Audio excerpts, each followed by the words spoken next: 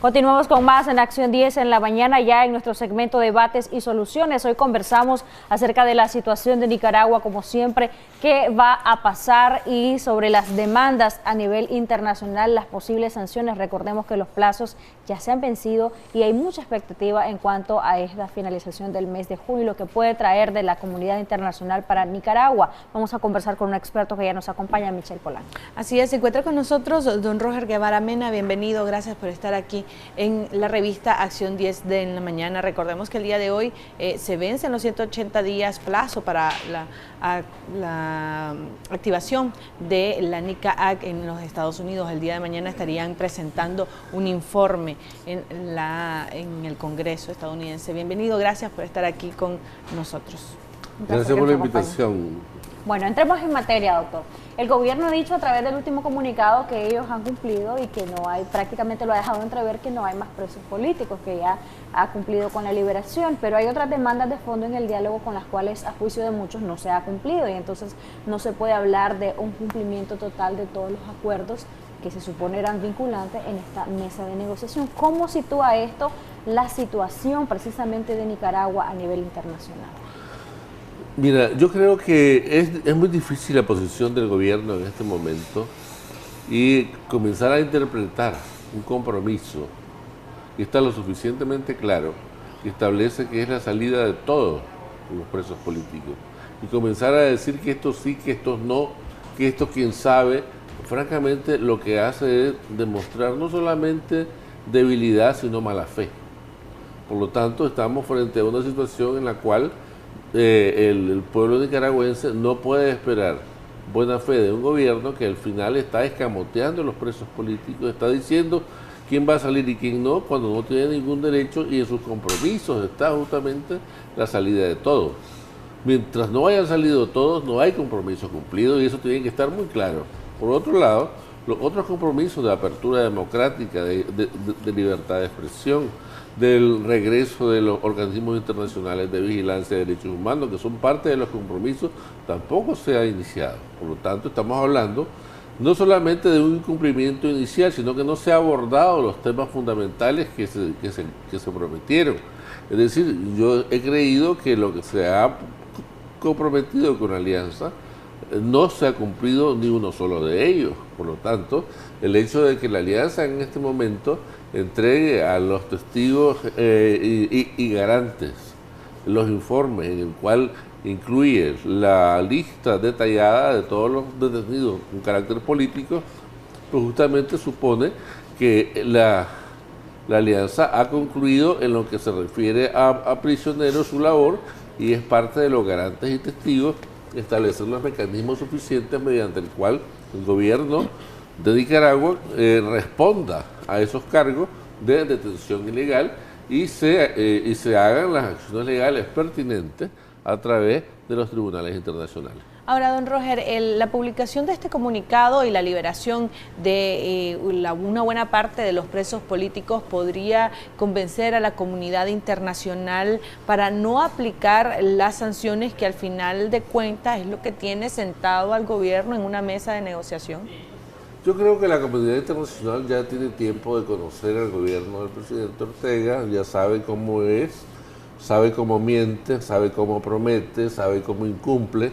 Y evidentemente a estas alturas venir a darle larga y hacer como está haciendo, no poner toda la carne en el asador, que es lo que están haciendo los que debieran hacerlo, indudablemente lo que hace es producir más dolor, más angustia y sobre todo más agonía en el pueblo nicaragüense, que está pasando muchos problemas a causa de un gobierno que ha perdido legitimidad. Por lo tanto, estamos hablando de que las sanciones que son inevitables y que no está dentro de la capacidad de la alianza detenerlas, porque la alianza no representa al Estado, la alianza no es una institución del Estado, la alianza es una agrupación ad hoc compuesta de empresarios básicamente que no refleja, que no tiene la representación nacional y que tampoco es una autoridad competente para pedirle a la comunidad internacional que detenga las sanciones. Pero entonces, ¿por qué haber puesto el tema de las sanciones en esta agenda, en la mesa de negociación, si al final y al cabo las gestiones que podría hacer la Alianza Cívica en algún momento no van a tener ningún efecto? Ningún efecto, sería inocuo. La idea es demostrar que ellos sí tienen buena fe y que la alianza no. Y que justamente poner algo fuera de la competencia de la alianza es una manera de decirle, nosotros estamos actuando y ustedes como alianza no sirven, no funcionan, no responden, cuando no forma parte de lo convenido inicialmente. Por lo tanto, ante un incumplimiento ellos pretenden además que le soslayen el incumplimiento y que soliciten que no se apliquen las sanciones. Yo creo que es también mucho valor pensar que van a haber este tipo de cosas cuando primero no le compete y segundo no ha terminado de cumplir. O sea, está incumpliendo ya. Y por lo tanto las sanciones que son de orden internacional y que responden a una acción de los organismos internacionales que han verificado los hechos sobre violaciones a los derechos humanos, obviamente lo que refleja es una situación en la cual no hay voluntad de cumplimiento por parte del gobierno y segundo que la comunidad internacional que tiene pendientes sanciones personales y sanciones colectivas no las ha iniciado, puesto que lo que ha habido son aspectos puntuales de sanciones muy superficiales que no afectan en nada y esto ha producido en el ánimo del gobierno la visión de que al igual que Cuba ellos van a permanecer 60 años con un tipo de aislamiento. Yo creo que es una visión equivocada, una visión que no corresponde a la realidad y sobre todo a una realidad actual en la cual el continente está muy pendiente de lo que sucede en Nicaragua y está creando una atmósfera mucho más negativa. Indudablemente, hablaba justamente hace poco el embajador Cruz y decía que la parte de las recomendaciones y las advertencias ha pasado y que Nicaragua se está exponiendo a una coercibilidad. ¿Qué cosa es coercibilidad? Es una acción unilateral o multilateral de los países, que pudiera ser después del 26, que es la reunión en Medellín, en el cual cada país de forma separada o conjunta toma acciones en contra de un país que considera culpable de violación de los derechos humanos u otros cargos. Y en este tema de las sanciones precisamente, si sean colectivas, individuales, a través de organismos multilaterales o no, ¿qué sanciones son sí convenientes para la situación que enfrenta Nicaragua y qué sanciones podrían ser no convenientes, si es que hay algunas que no lo sean? Yo creo que hay sanciones económicas que podrían estar en el radar de los Estados Unidos, que es el que aplica sanciones económicas, y podría ser, por ejemplo, algo que le ayude a convencer al presidente de lo equivocado de su posición, como sería el congelamiento del presupuesto militar en Estados Unidos. Que los militares saben cómo actuar y saben cómo presionar y eso sería decisivo. Por otro lado, sería afectar el DERECAFTA, que es justamente el acuerdo bilateral entre Estados Unidos y Nicaragua, en el cual se refiere a las importaciones y exportaciones. Pues es decir, yo creo que son aspectos básicos. ¿Conviene eso a Nicaragua? No sé, no creo que es que nada de lo que puede pasar conviene. Si hasta es que el gobierno es inoportuno, no es conveniente. Por eso no hablamos de conveniencia, porque todo es inconveniente. Por lo tanto, yo creo que la situación no ha mejorado y sobre todo el peligro de que se den las otras acciones, como podría ser una decisión del Departamento del Tesoro para que no se remitan mayores remesas a Nicaragua, se afectaría a la mayor parte de la población que recibe remesas de los Estados Unidos, sería para nosotros gravísimo y sería casi el motivo de una explosión social. Catastrófico para las familias que sobreviven de eso. Justamente hay aspectos dramáticos que no se han tomado y que por eso yo decía que no todas las carnes están puestas sobre el asador, porque se estarán considerando aspectos en el cual la mayoría de la población saldría afectada. Pero siendo realista, estas sanciones y estos mecanismos podrían sí ejercer la presión para que podamos salir de esta crisis, superar esta crisis. Yo creo que es necesario que se tome conciencia de que el país no le pertenece a nadie, de que país es de todos y que el Estado no es propiedad de ninguna familia ni de ningún partido y que tenemos que asumir toda la responsabilidad del cambio. Yo creo que la acción cívica es importante a través de una organización que se traduzca a nivel nacional, no a nivel de cúpula únicamente como lo ha hecho Alianza Cívica, y que se prepare a una elección, aunque el gobierno está haciendo todo esto de esta guerra en base a la violación de derechos humanos para ocultar la organización política que está haciendo para un momento dado anunciar una elección y en ese momento encontrar una oposición fragmentada, dividida, sin liderazgo, sin estructura, y por supuesto sería un ganador que haría obligar a la comunidad internacional a que se la traiga como ganador. Evidentemente esa acción Maduro sería una repetición del presidente Maduro, es decir, ya está prevista por la comunidad internacional, ya nosotros al interior sabemos que podría ser uno de los escenarios posibles, y evidentemente para Estados Unidos ya no es altamente peligrosa la violación a los derechos humanos, sino que es una cosa obvia, evidente para Estados Unidos y Europa, de que hay una violencia a fin de mantener el poder, y francamente eso es lo que a los nicaragüenses nos preocupa muchísimo, y sobre todo a la comunidad internacional, a la cual está pretendiendo dejar en ridículo y a dejar sin acciones, tratando de crear una atmósfera de cumplimiento cuando no lo hay, y cuando ellos saben que no lo hay y nosotros sabemos que no lo hay y la comunidad internacional sabe que no lo hay. ¿Qué tanto afectan esas cúpulas que usted acaba de mencionar? Usted lo ha dicho que en la Alianza Cívica que está a nivel de cúpula y que debería de estar en una unificación de una mejor manera. Y esto trae a colación también el tema de que nuevas personas, nuevos líderes o nuevos sectores se puedan unificar ahí en esa mesa de negociación junto a la Alianza Cívica. ¿O sería mejor una mesa de negociación sin la Alianza Cívica? Yo creo que la Alianza Cívica ya cumplió su rol. Ya ejecutó lo que pudo ejecutar, ya hizo lo que pudo hacer, lo que no hizo se vio que no lo pudo hacer, que el gobierno nunca lo tomó en serio, y por supuesto ellos actuaron como unos actores de negociación sin poder para negociar. Y claramente el poder de negociación lo tiene por una parte Estados Unidos con las sanciones, y por otro lado Ortega, que nos puede meter preso en cualquier momento o hacernos cualquier cosa porque estamos a merced de él. Porque este es un gobierno primitivo de cacique, donde no hay ningún tipo de ley que nos garantice absolutamente nada. Entonces yo creo que en esto es claro que negocian los que tienen poder para negociar, y en este caso la alianza no tiene ninguno. Pero entonces tendrían que reformarse una nueva mesa de negociación, incluir a los partidos.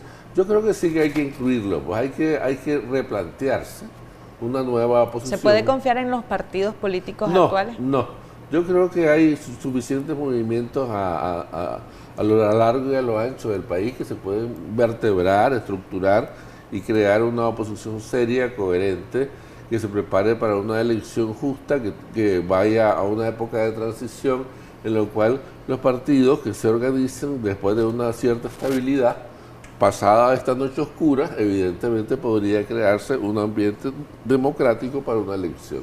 Pero ¿en qué momento se podría dar esto? Considerando... Eso evidentemente sería el día después, ¿verdad? El día después de que termine este gobierno, pues, ¿no?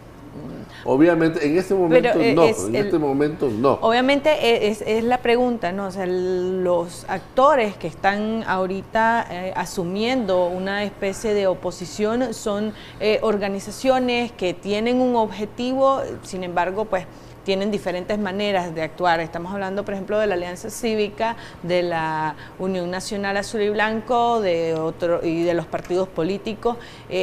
Todos coinciden en que se requiere de elecciones libres, transparentes y anticipadas. Sin embargo, pues ha sido como complicado, difícil lograr que el gobierno ceda. A pesar de las presiones nacionales e internacionales. ¿Cómo se logra esto? Considerando que los actores pues tampoco han logrado mucho. A lo sumo, lo más que han logrado es sentarlos a negociar y lograr de alguna manera la liberación de una parte de los presos políticos. Yo más bien creo que ellos han dicho, el gobierno ha dicho que es una acción unilateral, que no hay que agradecerle a la alianza, sino que ellos como acción graciosa lo han hecho. ¿Esto pues. es así? ¿Es porque él lo ha decidido de manera unilateral? Sí, ellos tienen el control de la libertad o de la prisión de la gente. Pues. Es decir, eso es evidente. Y si lo hacen es porque dicen yo puedo meterte y sacarte cuando quiera. Ese es el lenguaje. Pues, ¿ya?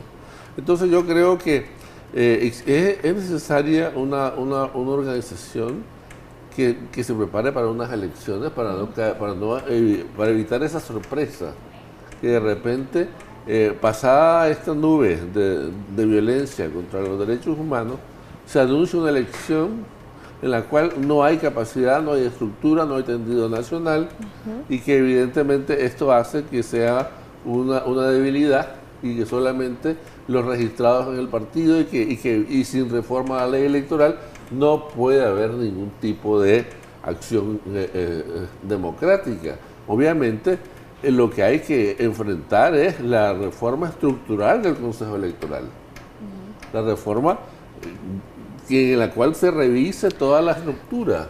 El gobierno ha dicho, por ejemplo, en uno de los comunicados antes de la liberación, que ellos están trabajando en la modernización del sistema electoral. Sin embargo, ha dejado de mencionar que lo hace con la compañía de la Organización de Estados Americanos, porque la Organización de Estados Americanos, a través de su secretario, ha dejado claro que estas reformas electorales que se trabajarían con el organismo no se harían si no se avanza en la mesa de negociación.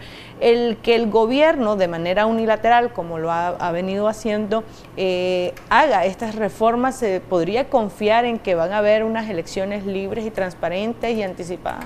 Yo creo que la OEA, como no es nacional, sino solamente es un organismo político de coordinación con principios rectores, obviamente no puede ver lo que sucede en el alma de los nicaragüenses. Nosotros confiamos únicamente en lo que podemos verificar, lo que podemos cambiar.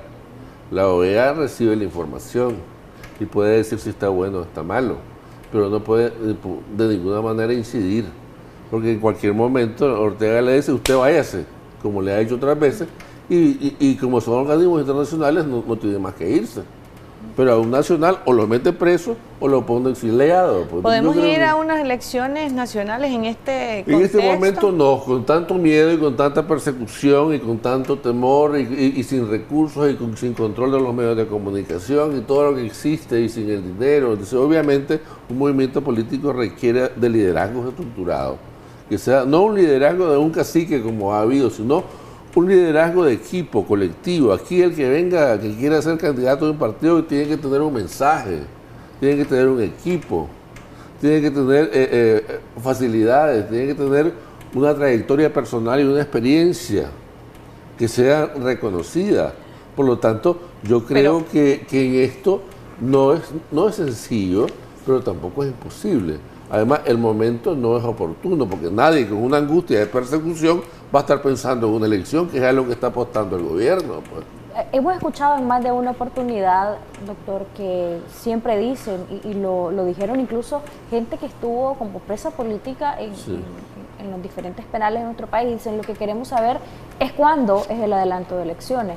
Pero se pide un adelanto de elecciones, pero realmente no está preparada la oposición para este adelanto de elecciones. ¿Cuándo estarían preparados partiendo de esta realidad y partiendo de la realidad que se vive respecto a los partidos políticos? También me gustaría que me contestes qué partidos políticos podrían ser dignos o no dignos, sino tolerables, aceptables en la mesa de negociación. Yo creo que es muy difícil, ¿no? Es muy difícil hablar de los tolerables o no, porque todos estos partidos han tenido una visión colaboracionista y un alto nivel de complicidad. Y evidentemente esto el pueblo lo resiente. Yo creo que para esto hace falta movimientos nuevos, políticos, que creen un ideario distinto con un equipo de liderazgo atractivo, en el cual tengan un mensaje apropiado y que responda a la realidad. ¿Quiénes podrían ser estos en este momento, ¿Estará ese nuevo liderazgo en algún miembro de la Alianza Cívica, en algún miembro de la UNAP o algún preso político? Podría ser decir, los presos políticos salieron con mucha credibilidad, pero evidentemente el haber sido preso político no le da el derecho a creer que tiene todo consigo. Pues no solamente tiene credibilidad, eso es importante. Por otro lado, tenemos que los liderazgos empresariales no han cumplido con su misión, por el contrario, han casi traicionado el liderario popular. Luego tenemos las organizaciones nacionales que responden, digamos, a intereses muy particulares, que digamos sociales, y que no tienen un plan de gobierno. Evidentemente para Estados Unidos es importante tener una alternativa, y la alternativa es la que no se presenta. Estaba con unos europeos hace 3 días preguntando que cómo lo veían, y ellos me decían, pero ¿cuál es la alternativa? Aquí solo habría alternativa. Presénteme usted alternativa. No, si yo no le presento. ¿Usted cómo lo ve? Es que no veo alternativa. Muchos han dicho que cualquier cosa o cualquier persona es mejor que lo que tenemos, pero habría que ver qué piensa la población en general a la hora de una votación, o cómo va esa oposición a la hora de una votación electoral. Es que ya en Nicaragua la oposición no puede guiarse por un discurso bonito o por un eslogan. Ortega ganó estas últimas elecciones sin decir un solo discurso y sin un solo debate. No le conocí el timbre de la voz, ¿ya? Solamente los eslogans. Yo creo que ya el pueblo no puede ir a eso. Tendrá que ver la persona, el equipo, el programa. Pero en realidad el gobierno estaría dispuesto a permitírsele a la oposición que se organice, porque es que ese es otro tema. O sea, ellos han impedido, le han quitado personería jurídica a aquellos partidos que de una u otra manera le venían haciendo oposición. O que le podían hacer oposición. Exactamente. Ha dividido al Partido Liberal constitucionalista, y esto es algo que todo el mundo lo ha dicho, y ha creado prácticamente, o al menos eso es lo que se maneja, a pequeños partidos que le hacen o le respaldan sus candidaturas, su estrategia electoral. El Estado, el gobierno, estaría permitiendo a la nueva oposición, a los nuevos liderazgos, formar una nueva organización política. Es que justamente sin una paz social que garantice los derechos básicos, además de la libertad de movimiento, circulación, expresión y todo lo que se requiere y que está establecido en el Pacto de Derechos Civiles y Políticos de Naciones Unidas, que que Naciones Unidas no ha tocado todavía, y que están ahí y que han sido violados, pues francamente, si no se dan esas garantías, no puede haber elección fiable. Por lo tanto, el primer paso, como bien señalaba el acuerdo con la alianza, era establecer la paz social, evitar la represión, y evidentemente, ¿quién va a pensar en elecciones bajo represión? Pero ellos siguen pensándolo porque lo siguen pidiendo. Pero ellos saben que lo piden porque saben que los otros no lo tienen, que nosotros no lo tenemos. Entonces, si solo yo lo tengo, no estamos hablando de una elección, estamos hablando de una imposición. Por lo tanto, se desnaturaliza el sentido de elección. Y lo que se crea es nada más una especie de dictadura, una dictadura en la cual no hay ningún tipo de garantía para el ciudadano común y corriente de que su voto vaya a ser respetado. Se debe retomar el diálogo para ir logrando la paz social y logrando claro que sí. Hay que reforzar el diálogo, establecer un interlocutor válido, hacerle ver a la comunidad internacional que hay un interlocutor válido que presenta las garantías que puede tener el gobierno, que tiene la representatividad, que tiene las personas que dan esa confianza, y evidentemente de ahí en adelante podríamos pensar que de esos equipos podrían formarse partidos o movimientos que sean una alternativa para la comunidad internacional. Vamos a hacer una pausa comercial. Al regresar hablamos del tema de los garantes, porque se ha dicho que Ángel Rosadía y también el señor Nuncio han fungido de alguna manera como garantes, pero a juicio de algunos expertos no, han sido solamente testigos. Ya usted nos dirá qué piensa al respecto, y también qué piensa al respecto de que se pueda permitir que garantes vengan, porque incluso se hablaba de garantes por cada acuerdo, garantes para cumplimiento en la mesa de negociación, pero hasta ahora pues no se ha visto más allá de el Nuncio y Ángel Rosadía en representación de la OEA. Regresamos con esto y más, quédese con nosotros. Continuamos con más de Acción 10 en la mañana en su segmento Debates y Soluciones, hablando acerca de las demandas de fondo en el diálogo y las acciones internacionales. Antes del corte nos habíamos quedado con el tema pendiente del papel de los garantes en estos primeros acuerdos a los cuales llegaron tanto la Alianza Cívica como la Delegación de Gobierno. Se había establecido que para la liberación de los presos políticos, el nuncio apostólico en nuestro país Luis Ángel Rosadía de la OEA serían los garantes y acompañantes, dicen algunos, de la salida y liberación de los presos políticos. Sin embargo, para el otro acuerdo, que es sobre los derechos y garantías ciudadanas, no se nombró a ningún garante y eran los temas que aún estaban pendientes para la aplicación de estos acuerdos. Continuamos hablando con nuestro invitado del día de hoy, el doctor Roger Guevara Mena, acerca de este tema, el papel que deben de jugar los garantes y si en realidad es necesario o se podría dar en un futuro que regresen los organismos internacionales a nuestro país en calidad de garantes para la aplicación de este y el resto de temas que están pendientes por discutirse. Sí, yo creo que es importante que quede claro de que un acuerdo sin garantes, por la falta de voluntad del gobierno y la mala fe expresada, que garantice incumplimiento, no puede darse. Que los garantes son una condición básica para cualquier tipo de negociación. Que no se puede sentar nadie sin un garante, pero no que sea testigo, no, ni acompañante. El garante es el que está ahí presente, verificando el orden de la negociación, orientando la negociación, y al primer incumplimiento le dice: señor, este incumplimiento, está incumpliendo.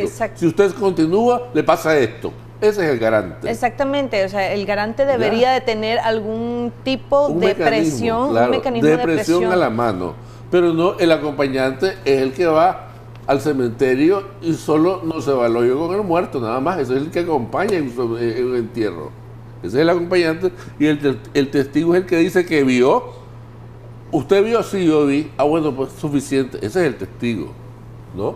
Entonces, por lo tanto, lo que se quiere es un instrumento jurídico, político, de muy alto nivel, que garantice los acuerdos y su debido cumplimiento. ¿A su juicio, Rosadía y el nuncio han fungido realmente como garante en alguna medida? Yo creo que ambos pues, han sido testigos, nada más. Ya la OEA en otras ocasiones, históricamente, ya lo señalaba en una entrevista pasada, no ha sabido cumplir con ese mecanismo, ha sido garante y no ha garantizado nada. Y el nuncio, el representante papal, es solamente un representante moral, pero no tiene la capacidad de exigir la ejecución de un cumplimiento. No se le puede pedir lo que no tiene. Ahora, el papel que han jugado ellos en esta mesa de negociación ha sido beligerante y la necesaria para ir saliendo de esta crisis. Muchos critican la postura que han asumido ambos. Yo creo que ellos no pueden, ellos están sujetos, como representantes internacionales y diplomáticos, están sujetos a la voluntad del gobierno. Entonces ellos han antepuesto su condición personal al rol que tienen que asumir. Y evidentemente... ¿Pero esto es correcto? No, no es correcto, pues, porque obviamente, pero somos humanos, pues no podemos considerarlo de otra manera, pues. Pero claro, ambos están sujetos a la voluntad del Ejecutivo y simplemente no son parte ni están condicionados a hacer determinado trabajo. Es decir, cuando se invita a un garante, ambas partes están de acuerdo en que el garante tiene la potestad para detener el proceso, para suspenderlo y para crear una situación nueva o denunciarlo o crear una situación distinta. Pero en este caso ninguno de los dos es garante, sino testigo y acompañante. Pero entonces, bueno, estamos conscientes que el gobierno, porque la alianza lo ha dicho en reiteradas ocasiones, que ellos sí han exigido en esta mesa de negociación la presencia de los organismos internacionales para formar parte de estos garantes o nombrarse garantes para la aplicación de los acuerdos. Sin embargo, está en manos del gobierno invitarlos o no. ¿Para qué exigir o para qué sentarse en una mesa de negociación si el gobierno no va a hacer, está en manos de él el decidir la invitación o no de estos organismos? Yo creo que en esto es importante que la propuesta de los sancionantes tenga como contrapropuesta que no la van a aplicar si en una negociación con una nueva alianza ampliada o un nuevo equipo, ellos aceptan garantes. Pero esto, ¿quién lo tendría que proponer? O sea, los organismos internacionales son los organismos internacionales, sí, pero ¿quién? El gobierno, quien se está entendiendo desde hace rato el gobierno de Nicaragua con el gobierno de Estados Unidos. La alianza no ha hecho absolutamente nada y lo que ha venido pasando es el producto del resultado del acuerdo entre ambos. Muchos consideran que ahí está el verdadero diálogo. Evidente, si no somos tan tontos, pues claro. Yo creo que en esto hay que tenerlo claro, pues ya. Por lo tanto, yo creo que parte de eso es establecer con claridad que cualquier tipo de negociación, que se suspenda lo que hay y que cualquier tipo que se reinicie con un nuevo equipo de oposición tendrá que tener garante para que vigile a uno y a otro. Pero se puede confiar en garantes, por ejemplo, de la OEA. Mencionemos algunos garantes que puedan ser confiables y no tanto confiables, o además de confiables que puedan tener el papel y la relevancia para decir yo puedo garantizar de que si no se cumple yo puedo hacer esto, yo puedo meter presión. Lo pregunto también por lo que usted decía de la OEA. La OEA se supone que a través de Rosa Díaz estaba de alguna manera como garante, pero usted mismo manifestaba, no ha garantizado nada. Y en el tema precisamente de la OEA y de las reformas electorales, ¿se puede confiar en este organismo para que se pueda dar una reforma electoral confiable, una reforma electoral que subsane las principales demandas que tiene la población para irse a unas elecciones? Sí, creo que los garantes deben de estar acompañados con un equipo técnico jurídico militar, que garantice y verifique los cumplimientos.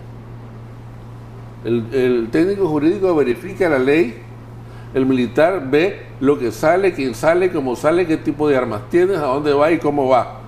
¿Ya? Entre militares se encuentran el mismo lenguaje que entre abogados. Entre abogados nos entendemos y entre militares se entienden. Nadie le va a pisar la cola al otro. Yo creo que es un mecanismo que hay que utilizar y no se trata de injerencia, se trata simplemente de buena voluntad. ¿Qué organismos podrían ser? No sé, está el Comando Sur de los Estados Unidos, perfectamente, pues, con alguien del Departamento de Estado y de la OEA. Perfectamente, que son juristas y son militares. Eso como equipo de apoyo a los garantes. Exacto. Pero hablando de los garantes, ¿de qué organismos podríamos tener garantes? Podríamos tener, digamos, alguien enviado de la OEA y el Departamento de Estado de la Unión Europea, pues perfectamente, ¿no? Y estos acompañados de un equipo técnico. ¿Existen antecedentes de este tipo de equipos técnicos acompañados por fuerzas militares? Existía la CIAM OEA para las elecciones pasadas, pues ya. Es decir, que hubo un equipo técnico, pero no un militar. Pero en este caso yo creo que habría que entenderlo, ¿no? Que esta vez sería un tipo de garante con facetas múltiples y capacidades múltiples mutuamente convenidas, ¿ya?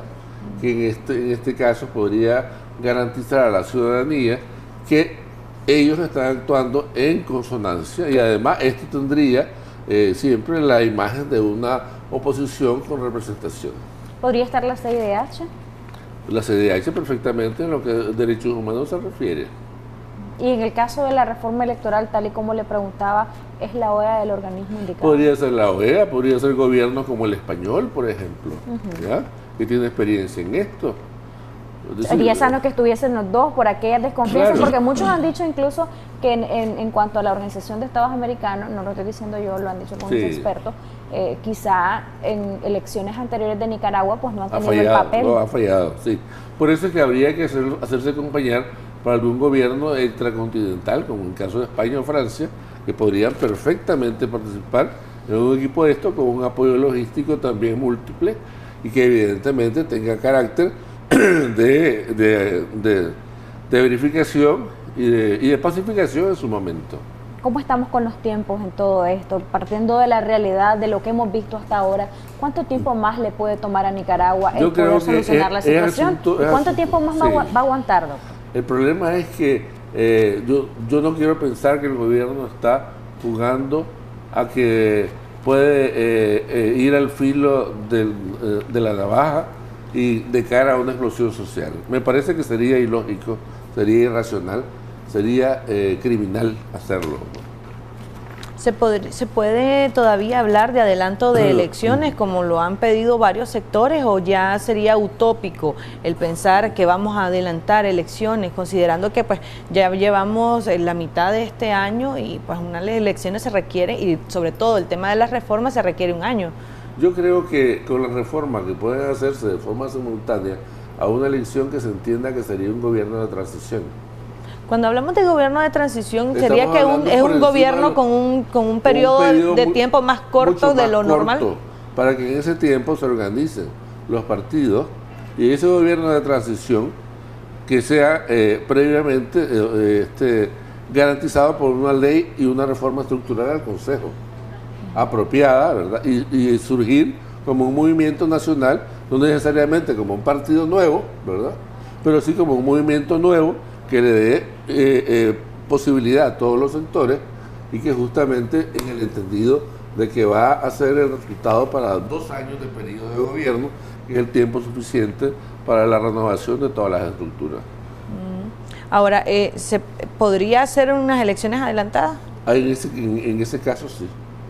Para hacer un gobierno de transición. Sí. ¿Cuánto tiempo tomaría el organizar y el reformar? Porque, por ejemplo, la OEA decía que para hacer el trabajo que están dispuestos a elaborar una vez que se llegue a consenso en la mesa de negociación, les tomaría a ellos diseñarlo 6 meses. Luego entraría en aprobación a la Asamblea Nacional. Una vez aprobado, ¿cuánto tiempo se podrían organizar los partidos? ¿Cuánto tiempo? Yo creo que la OEA puede perfectamente reducir ese asesoramiento, como lo ha hecho en otros países, y evidentemente la Asamblea Nacional, por no ser un organismo calificado, ¿verdad?, por la población, tendría que ser aceptada por el gobierno para su total validez. ¿No pasar por la Asamblea? No, simplemente se entiende que lo que pasa por el gobierno es aceptado por la Asamblea. ¿Esto ya ha ocurrido no solo en nuestra historia, sino también en otros países? No ha ocurrido, pero nosotros hemos tenido dictaduras que sí lo han hecho igual, o sea que no hay inconveniente.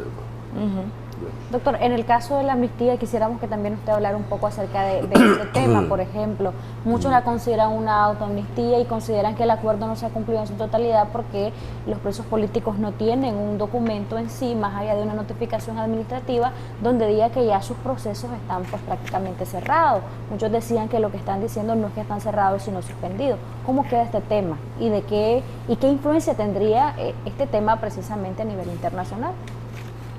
Yo creo que amnistía, que significa perdón y olvido de un delito. No podemos decir que los liberados son delincuentes. Eso es inaceptable. Entonces la amnistía desde ese momento se descalifica porque no son delincuentes. ¿Ya? Segundo que habla de que es un perdón generalizado, pero este perdón habla de no repetición, y la no repetición la valora la autoridad sandinista, pues, la autoridad de gobierno. Entonces, ¿en qué queda?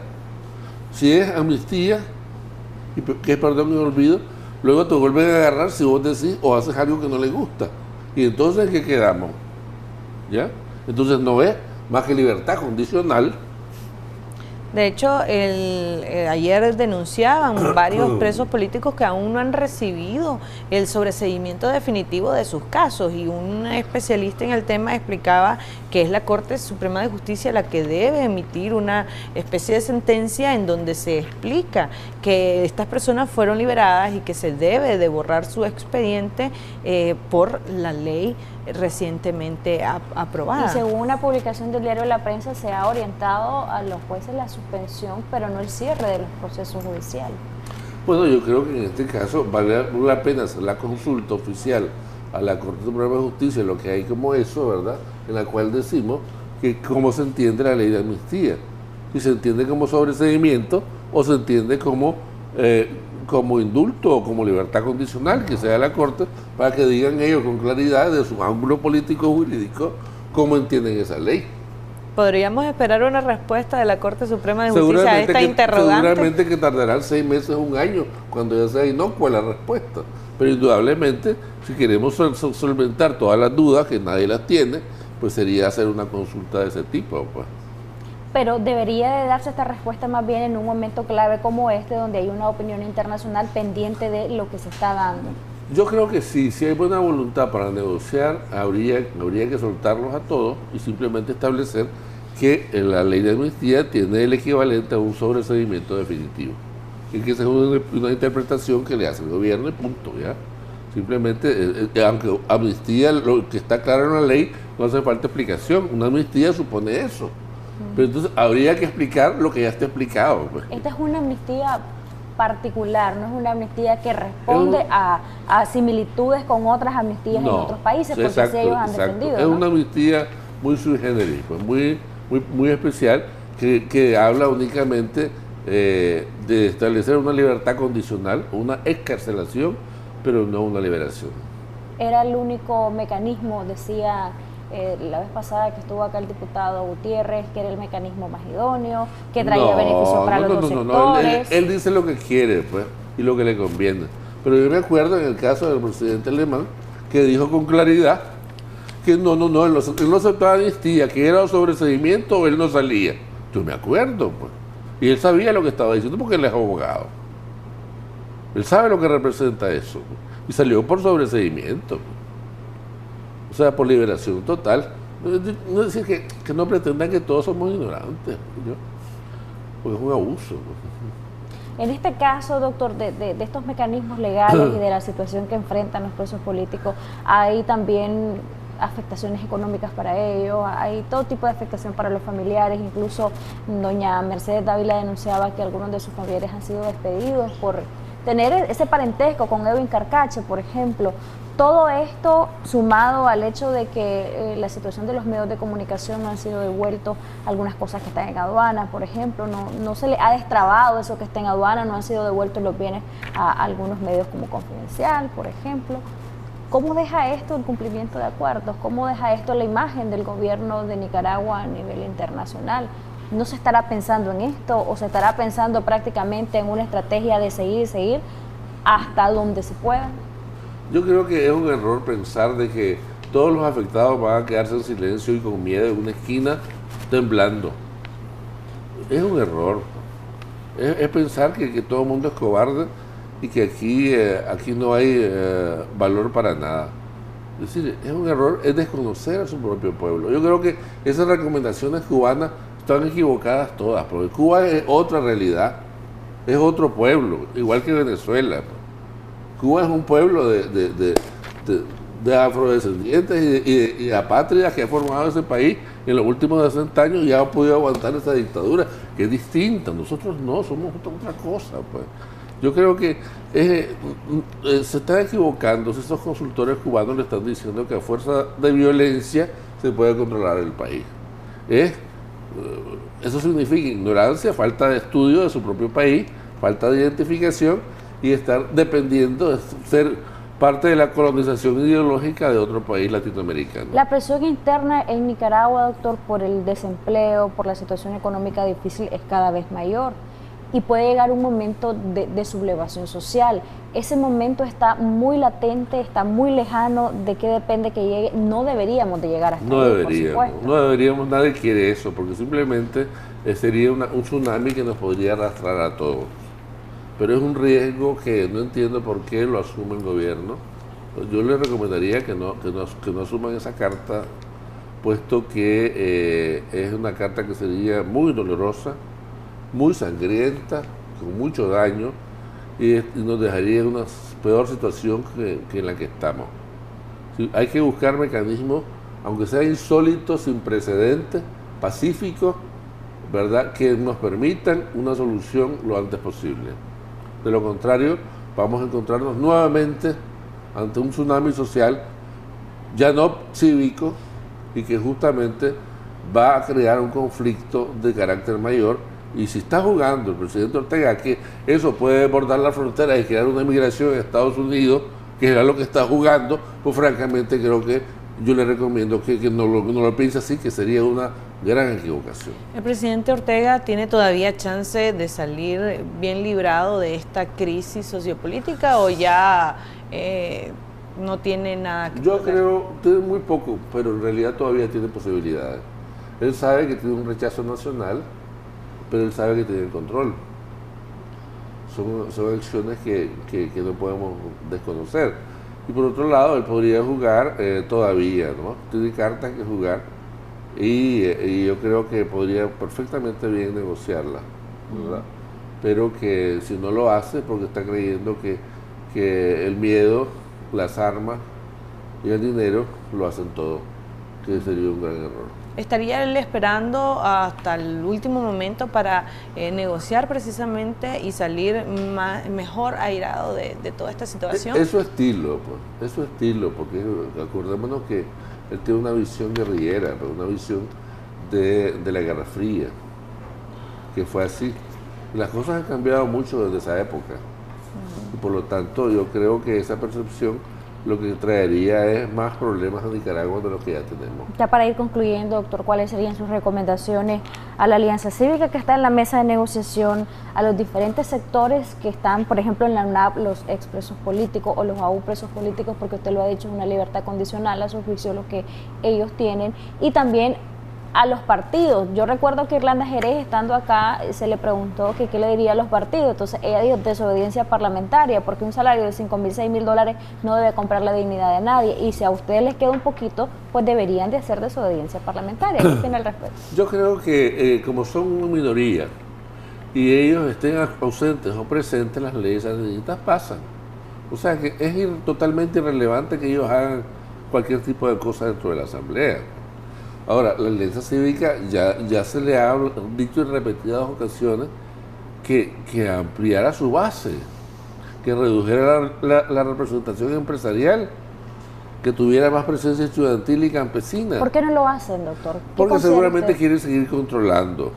Ellos tienen la visión somocista todavía de control, y eso es inaceptable, pues ya a estas alturas del partido, pues, cuando ha pasado tanta agua bajo el puente. Y evidentemente la gente no acepta eso ya.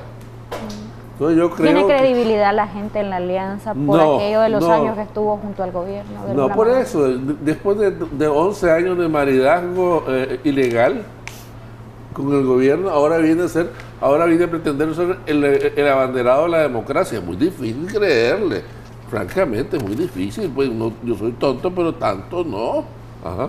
Entonces yo creo que es complicado creerle. A los otros sectores su mensaje, doctor, por ejemplo la UNAP, los presos políticos. Yo creo que deben estructurarse bajo ángulos racionales. No se puede creer que se va a saltar el poder, no. Eso ya pasó de moda. Eso es inaceptable. El que quiere el poder, que se lo gane, y que se lo gane con trabajo, con credibilidad, con mensaje, con equipo, con honradez, con transparencia. Ese es el mecanismo, pues. Es decir, yo creo que la presión va así y la comunidad internacional entiende eso. Por lo tanto, yo creo que la lucha debe seguir, porque la revolución, desde hace un año que ya comenzó otro tipo de revolución, una revolución verdaderamente cívica y una visión del pueblo totalmente diferente, donde las cosas que fueron aceptables ya no lo son.